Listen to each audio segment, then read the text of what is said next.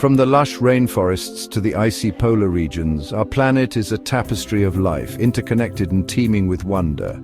Yet within this delicate balance, there exist places scarred by pollution, a stark reminder of humanity's impact on the natural world.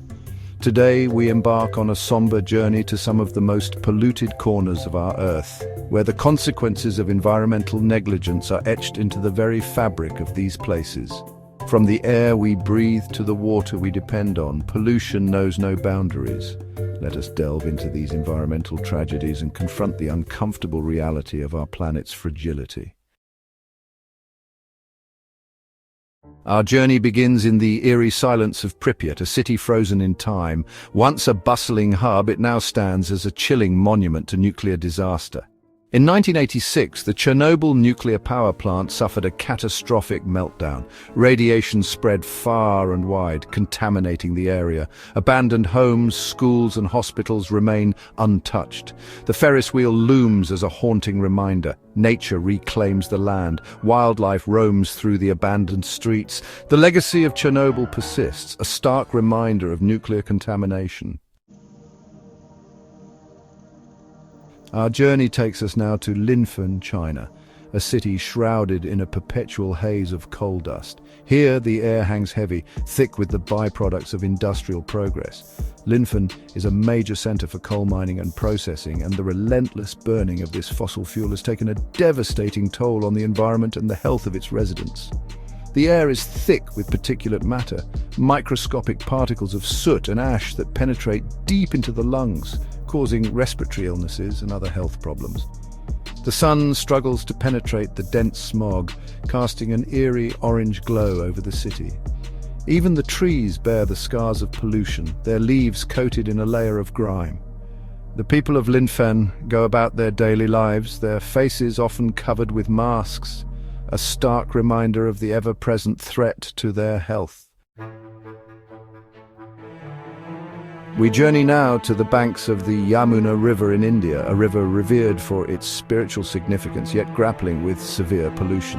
The Yamuna, a lifeline for millions, is now choked with plastic and industrial waste. Amidst this, children play on the riverbanks, a testament to resilience, but also a call for urgent action to restore this sacred river. Chapter 4, Norilsk. The nickel's cost. Our journey continues northward to Norilsk, Russia, a city etched into the Arctic landscape where the pursuit of progress has come at a heavy environmental and human cost. Norilsk is home to one of the world's largest nickel mining and smelting complexes, and the environmental consequences of this industry are evident everywhere we look. The air is heavy with the acrid smell of sulfur dioxide, a byproduct of the smelting process, and the ground is stained with the telltale hues of heavy metal contamination. The snow, once pristine, is now tinged with black soot, a stark reminder of the pollution that permeates this fragile ecosystem. The health of the residents of Norilsk has been severely impacted by the high levels of heavy metals in the environment. Life expectancy here is significantly lower than the national average, and respiratory illnesses, cancers, and other health problems are alarmingly high. Chapter 5. La Oroya, a city poisoned by progress.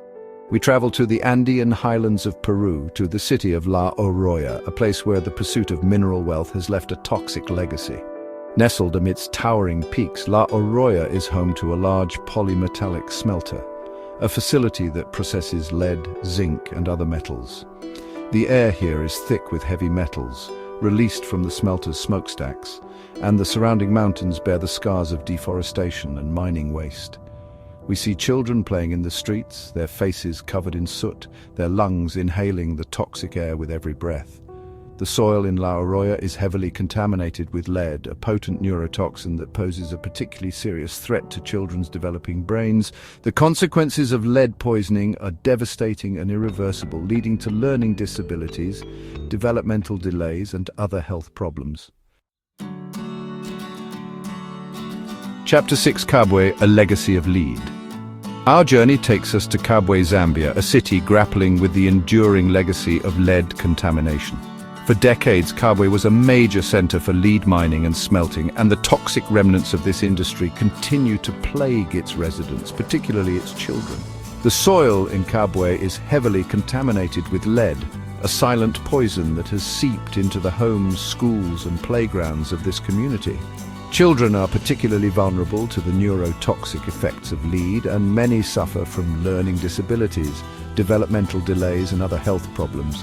We see mothers struggling to provide for their children, their faces etched with worry and despair. Despite the challenges, there are glimmers of hope in Kabwe. Local and international organizations are working tirelessly to remediate the contaminated soil and provide medical care to those affected by lead poisoning.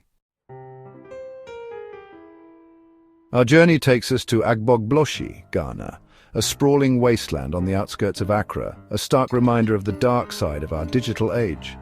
Agbogbloshie is home to one of the world's largest electronic waste dumps, a place where discarded computers, televisions and other electronic devices from around the world end up. The air is thick with the acrid smoke of burning plastic and electronics, releasing a toxic cocktail of chemicals into the environment. We see young men, their faces blackened by soot, dismantling electronic waste with their bare hands, extracting valuable metals but exposing themselves to hazardous materials in the process. The ground is littered with broken glass, tangled wires and discarded circuit boards, a testament to our insatiable appetite for electronic gadgets and the environmental cost of our consumption. We venture into Hazaribagh, Bangladesh, a district in the heart of Dhaka, where the stench of chemicals permeates the air, a grim testament to the environmental and human cost of the leather industry. Hazaribagh is home to hundreds of tanneries, where animal hides are processed into leather using a variety of hazardous chemicals, including chromium, sulfuric acid, and formaldehyde. The effluent from these tanneries, laden with toxic chemicals, flows untreated into the Buriganga River, a vital waterway that serves as a source of drinking water, irrigation and transportation for millions of people. We see workers, many of them children, toiling in the tanneries, their hands and feet immersed in vats of chemicals, their lungs inhaling the noxious fumes. The ground is stained with a kaleidoscope of colors, a toxic tapestry woven from the chemical dyes and tanning agents used in the leather processing. Our quest for understanding brings us to Sukinda, India, a region scarred by the insatiable hunger for chromium, a metal prized for its industrial applications. Sukinda is home to one of the world's largest open-cast chromite mines, and the environmental consequences of this extraction are etched into the very landscape. The once fertile land lies bare, stripped of its vegetation, the earth a patchwork of open pits and waste dumps. The air is thick with dust, laden with hexavalent chromium, a highly toxic carcinogen that poses a grave threat to human health. We see villagers struggling to eke out a living from the contaminated land, their crops withered, their livestock sickly.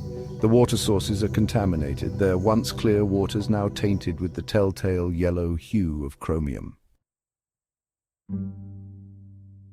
Our final destination takes us to Tar Creek, Oklahoma, a stark reminder that the consequences of environmental negligence know no national boundaries.